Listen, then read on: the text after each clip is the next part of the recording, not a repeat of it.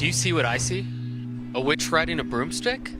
Caroline Dow, author of Tea Leaf Reading for Beginners, Your Fortune in a Teacup, will teach us what this might mean as we start our exploration of Tasseomancy later in the show.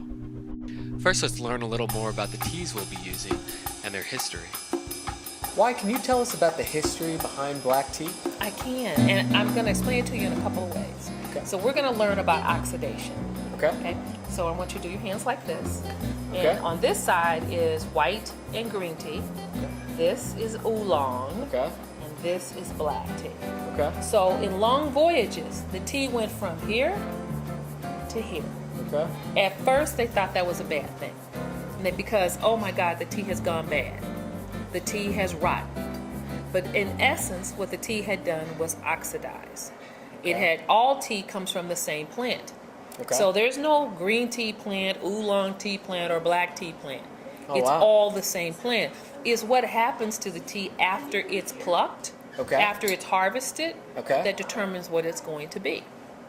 Okay? You just blew my mind. I Why- blew your mind, didn't I? Most people don't, you know more than 99% of the people on the planet right now about this tea product. So when the tea is in the white and the green stage, the white tea is newly plucked buds. They haven't even opened and they haven't turned green yet. Okay. When the green tea is actually plucked out of the fields as a green product, how do you stop it from getting over here? You have to introduce heat. Okay. So the Chinese like to use woks in wood-fired ovens.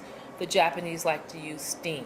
Okay. So once the tea is exposed to heat, the enzymatic process stops and it stays in the state that it's in. So these are called non-oxidized teas. Oolongs are in the middle. You can have oolongs that are closer to being green or oolongs that are closer to being black. They're semi-oxidized, right? And then black tea is fully oxidized, meaning the leaf has been intentionally crushed and bruised to turn black. So the enzymatic process has started.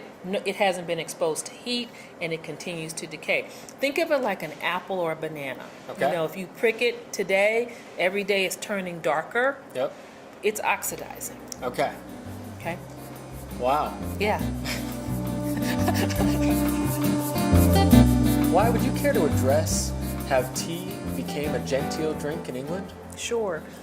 I mean, you know, the Dutch started trading in this product first, and then the British. And we have to remember the time period we're talking about. You know, there was no Xbox, and there was nothing else to do, so tea actually became entertainment.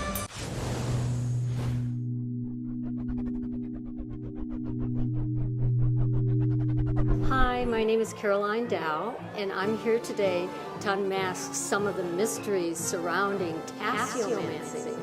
Tasseomancy really is tea leaf reading.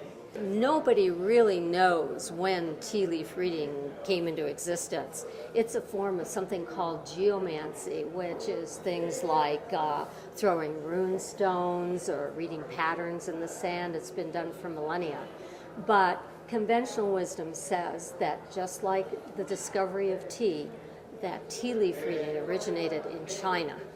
But really the heyday of tea leaf reading occurred in Victorian times in England with all the Victorian people that used to gather around those little teacups and wanted to know about their future, just like everybody wants to know what the future will bring. So that's how tea leaf reading became popularized.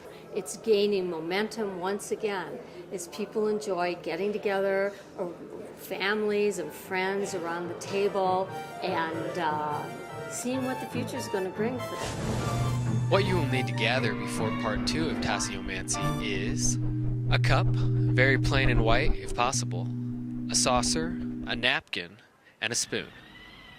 And we'll learn to read our future. A witch? Really?